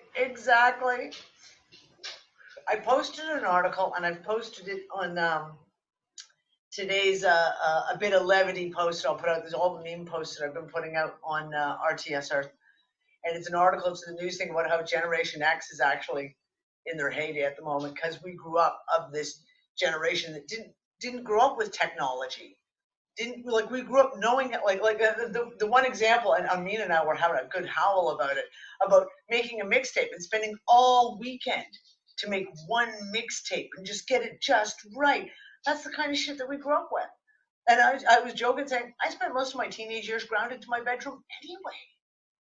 So really, I got home from school. Yeah, you got home from school. What'd you do? I don't know. I walked the dog and then I went to my room. Yeah. Play with your pet rock. Play with your pet rock. Exactly. Make a Poor Gen X. Gen X is like the middle child. It just got ignored. No. See, Gen X gets ignored by everyone, and we just sit there, all the boomer shit and all the millennial shit, and we're in the middle just laughing and laughing. Danny, what you just said is also a common therapy or against depression. People with depression are told to get out of this loop, to this darkness. You enter this darkness in your thoughts and this looping and looping. And the therapists always tell, first of all, take the decision. Take the decision to be part of the decision. I want to get out of the loop. And then do something. If you want to go for a walk, we can't. But as you say, all the options that we are talking about is perfect. Exactly. But you have to make a decision to do that, right? And I get that it's hard. I mean, I've had this conversation with my eldest son, who's stuck in a house in Germany after just having lung surgery. So he is literally in hardcore quarantine. He's not allowed. Groot, no. Go. You're not getting on my lap. No, you're not getting on my lap. Go lay down. Go lay down. No, you're not getting on my lap. Go lay down. Go lay down. Seriously, Groot, go. He's in hardcore quarantine, and he has been for 6 weeks. As soon as the infection started hitting Europe, his doctor was like, you go in the house and you don't leave your house again, and you don't see anyone. You cannot afford to get sick right now. And I said to him, but make a choice. Like, you have internet, you have a computer, go do something. Like, just literally anything that takes your interest. If it's learning how to do, one day you see someone with a paper airplane, go watch videos on how to make really, really cool fucking paper airplanes and then throw them at the cats. I don't know. Find something that interests you, even if that one thing changes every single day. Learn to make origami. That's whatever floats your boat. Learn how to carve apples into fancy shapes before you eat them. Whatever. It doesn't have to mean anything. It's not like we have to do something educational that's going to expand our wisdom. Fucking play an RPG. Do something. Fucking play a computer RPG game and just get addicted to it. You know, like. Zero, I have a better idea. Let's all play Dungeons and Dragons on Zoom, huh? Oh my God! Oh my God, that would be so much fun. There's a great idea. Get an UnFuckers D&D round going. Oh my God, that would be so much fun. Yeah, exactly, Zero. Especially since we have so many creative people that could dungeon master, and we would have we could even have like Team A, the heroes, right there. And we could have Team B, the mobs, or like the monsters in the dungeon, so to speak, like next generation. Yep. Yeah, there you go. Idea. I love that there you idea. go. Yeah, there you go. Yeah, exactly. Do something different like that. You talk about a group out of character thing. There you go. Yeah. Do some kind of online LARP thing. Go for it. I've never played Dungeons and Dragons. Well, then you'll have to watch a video to learn how, won't ya? I've never played D&D either, so I'm not one to talk. But, I mean, I'd be like kind of shit that I love, because God knows I've read all the books. Yeah, I've never played D&D. I played Pathfinder, which is like a different variant, but I'm definitely going to want to read up on the rules and everything. But, yeah, it's super fun. So my mission, UnFuckers out there, someone put together a D&D crew and put it out, make it up, set times or whatever, and fucking do it. Yeah, do costumes, put on costumes, make yourself tinfoil horns for your hat, fucking whatever. Get some makeup and put some funky makeup on. I mean, whatever floats your boat. That is a brilliant idea. I actually love that one. Right, I can see it. The UnFuckers D&D edition should definitely go forward.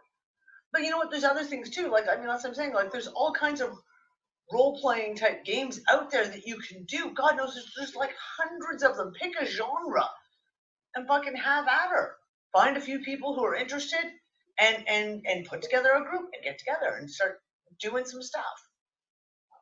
Danny, my life is a role-playing game. Well, there you go. See, so you're already in there. There you go. Deb says, I do have some killer Renaissance Fair garb out in the shed. That's right. See? Just doesn't take much to put together a costume. I'm sure we could all manage to put some costumes together.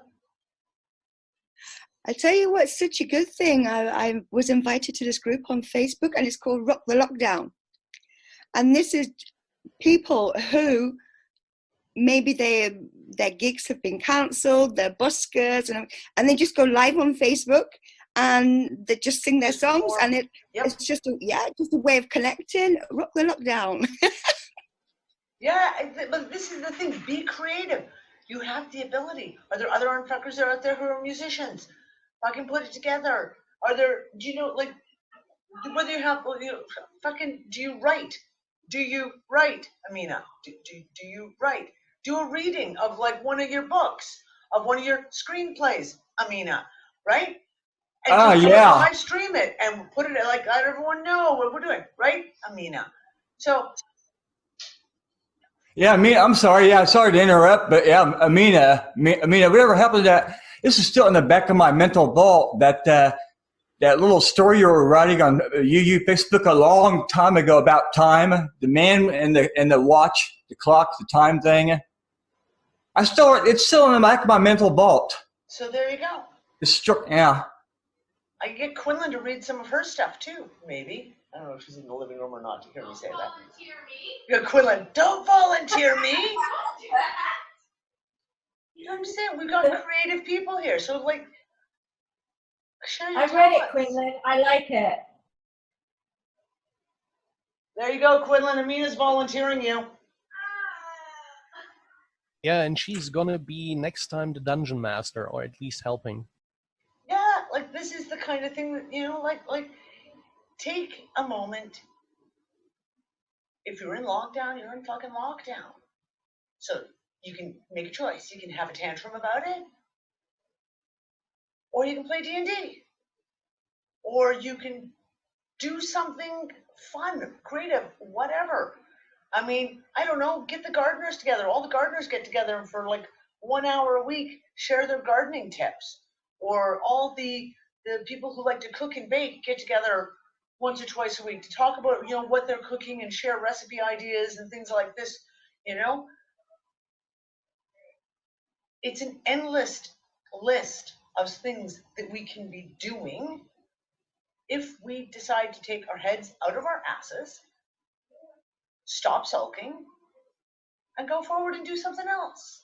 And maybe it'll create a new habit, a much better habit of, even when all this is done, it'll be so much fun. Everyone will continue getting together and doing these kind of community-oriented things, talking about their gardens, or talking about their jams that they're making, or talking about their D&D game last week, etc., etc.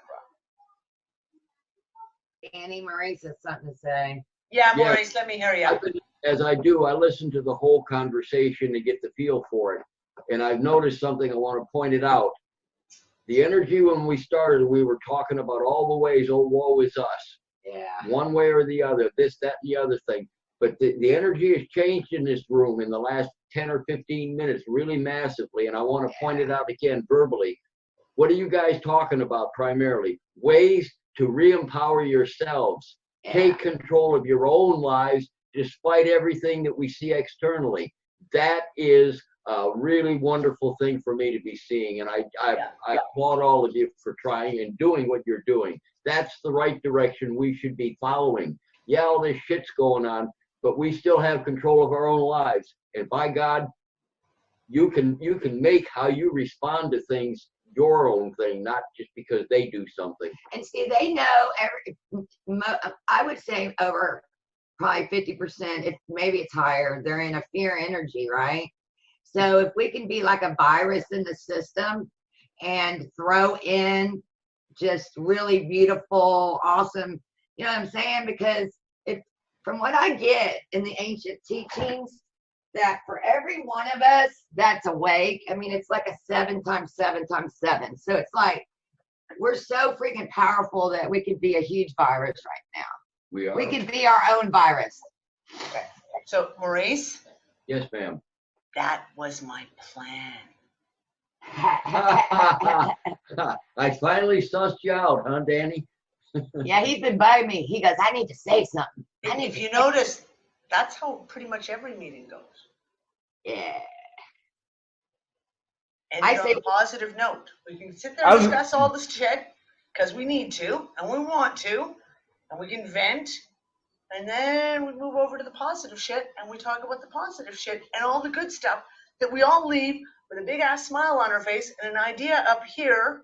Hey, I know what I'm going to do tonight or tomorrow. It's just like the Police album, you know, Ghost in the Machine. Exactly. Let's Yeah, Ghost in the Machine.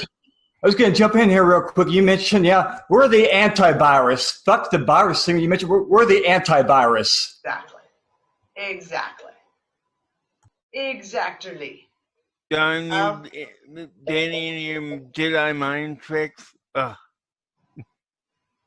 I'm going to have to shut things down, guys, because my internet's starting to do this. I'm watching my bars. My internet starts to drop because we're at that time of day. And apparently Saturday and Sunday is even worse for dropping out earlier. I'm really hoping to see some posts go into the UU group on Zoom and on Facebook with some suggestions for some things of getting together and what they're going to do, what you guys are going to do. I want to see them. I'm talking to all of you. I'm talking to all of you. I want to see the ideas. I want to see it put out there. We will talk to you guys on Wednesday. So yeah, so Europe did the whole daylight savings bullshit ridiculousness. So now we're back to our usual GMT, 3 p.m. GMT British time is 5. Eastern is 5, again, 5 hours behind us again. So 3 p.m. is 10 a.m. in the morning Eastern Standard, I believe. Or Eastern Daylight, I guess. Whatever the fuck. So Wednesday we'll be back again at 3 because my internet sucks at night. I just can't hold a show at nighttime. And I will talk to all you guys later. Bye, darlings. One small step for man.